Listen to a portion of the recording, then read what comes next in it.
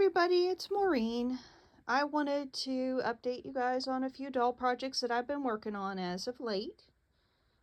The first one that you're seeing here is a doll that I created from a porcelain doll I found online.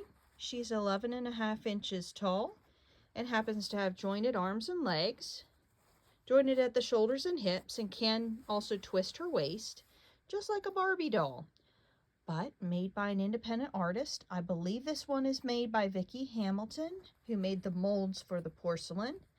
And then, of course, they end up being created by a ceramicist and then painted by another artist.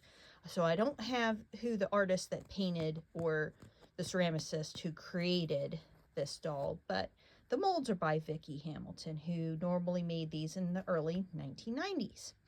I just love the fact that the face, even though we're dealing with sort of an eye that looks a little higher than the other, I appreciate that the face isn't perfectly symmetrical. On this one, it kind of gives an interesting look. But she came completely undressed and with no wig.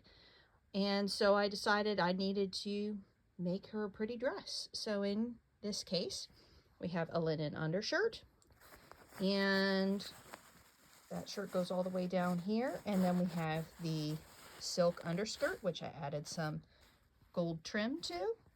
Created a 1570s gown. It is of a particular brocade I found at Goodwill. I added this beautiful velvet ribbon in a narrow and wider width to give it some dimension. Added that even onto the bodice and to the sleeves. And from there, I also created a beaded belt with pendant.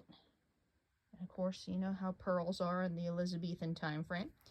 I used a handkerchief and actually put some trim on the handkerchief to create the veil, which was popular in this time frame. The wig is made out of mohair. And then basically everything all came together very quickly on this particular one. I didn't do a lower sleeve because this creates texture already, and did some puffs here on these sleeves so you can kind of see the fabric pulling through. Accented also with some silk ribbon in a bow. So that's this particular doll's ensemble. She looks really pretty. So I really like how she turned out, and the colors really go well with her coloring. And even though she's a redhead, this particular shade of red is dark enough that it doesn't clash.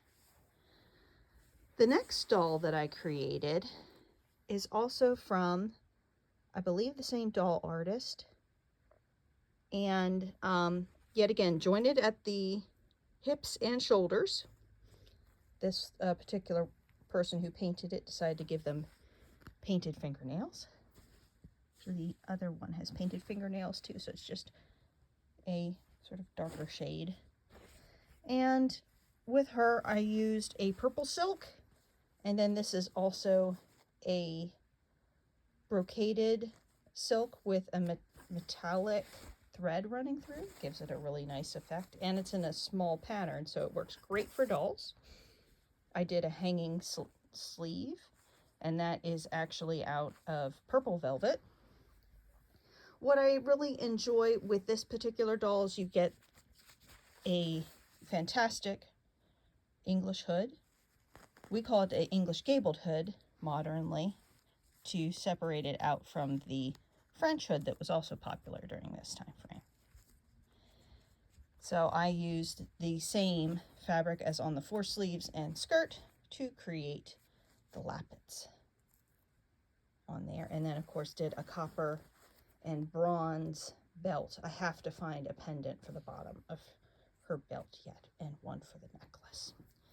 But I always try to source things so there's more time to do that. This particular doll is very similar yet again. Ends up having the fantastic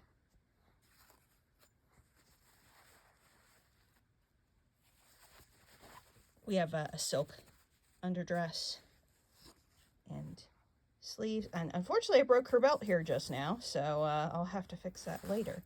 But it also has a wreath-like pendant, but luckily I can just go ahead and fix this and restring that, so we'll just leave that as is. She happens to have a stiffened underdress, and each doll actually has a high heel shoe, even though that wouldn't have been something that they would have worn in the 16th century. It would have been more like a slipper or a flat. So I did some beautiful gold trim here. So we have the same pendant for the necklace. And then there's also the same gold trim for a bun cover in the back. This wig I actually made, and that's made out of mohair.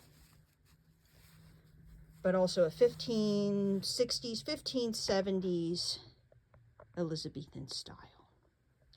And getting back to the 1520s, 1530s Henrician Tudor, in this case we have a doll here that actually has a jointed neck. The other three did not have a jointed neck.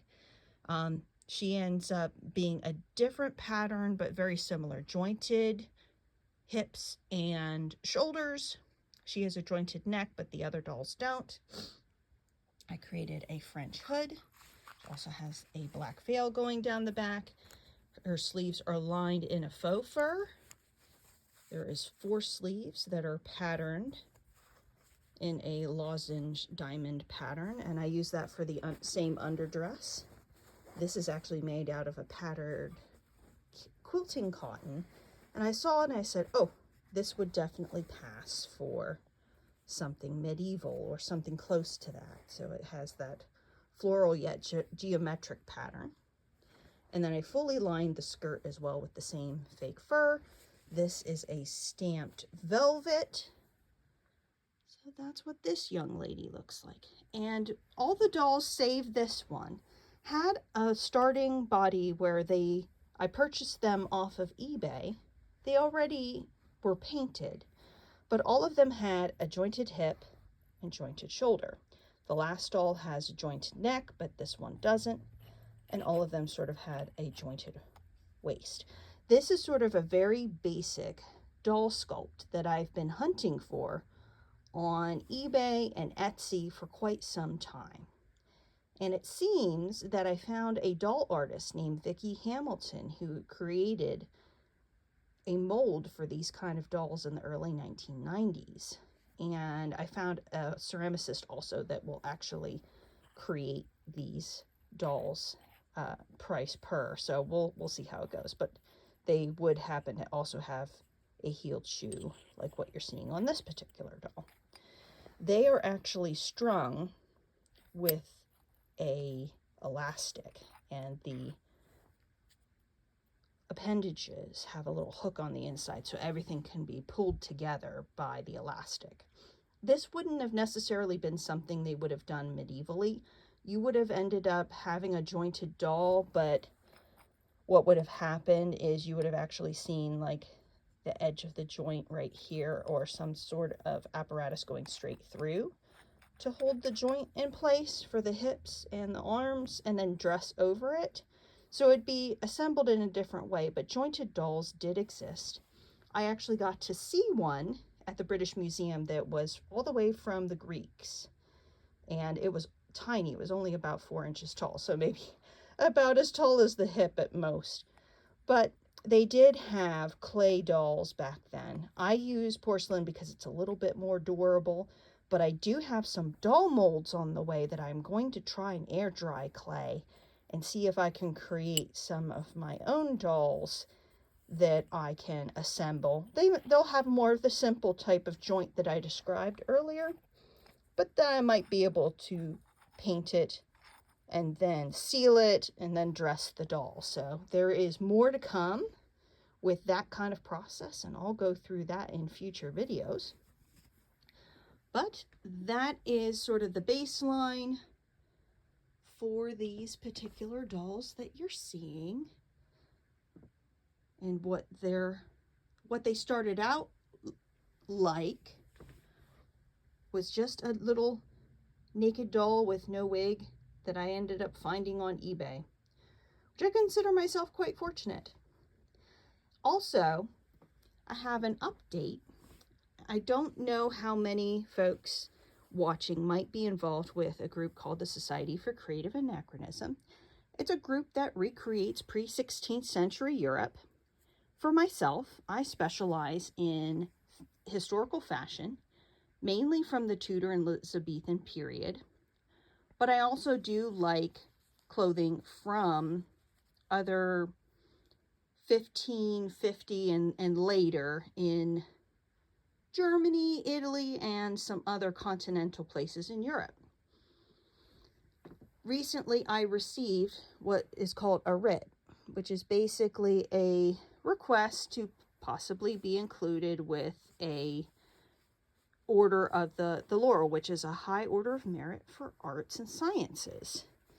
And that's definitely something that I was hoping to eventually achieve, but it is dependent on other people to see if you wanted to be included. And then a couple weeks later, I ended up getting notification for another kind of event that I'll be doing in 2026, which I will tell you more about in a later video once I have some firmer details and things are all ironed out. But in the meantime, I just wanted you to be able to enjoy my 11.5-inch dolly friends. But yeah, sometimes if I don't double up the thread, sometimes it wants to misbehave. But this is easy. I used a little hook and eye. I can undo that and just redo the belt. It's the first one that's fallen apart. Everybody else has stayed together. But I do need to come up with a little dangle for this. And a dangle on this one too. Yet. So.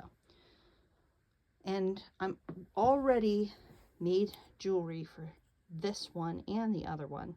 I found some pearls that are also about the same size as these beads, and those beads I ended up finding at Walmart. They actually have nice little kits with the metallics, so it's like copper, gold, silver, this gunmetal, bronze. So what's been nice is I've been able to play with the different metallics with the different colored fabrics, which is all sorts of fun. Yay, more dollies. But I'm trying my best to stay in like an 11.5-inch, which should be about 1/6 scale doll, just because they're easier to carry around. I do and will be making other dolls of larger sizes, but I just really ideally like this size because I can create really fine, absolutely wonderful detail in this size and yet be able to sort of pack them together in a box and bring them to an event. But if you have any questions, please feel free to leave them in the comments. I upload once monthly, and we have dolly fun here on this channel. All sorts of dolly goodness. And I will see you all in my next video. Take care. Have a great day. Bye-bye.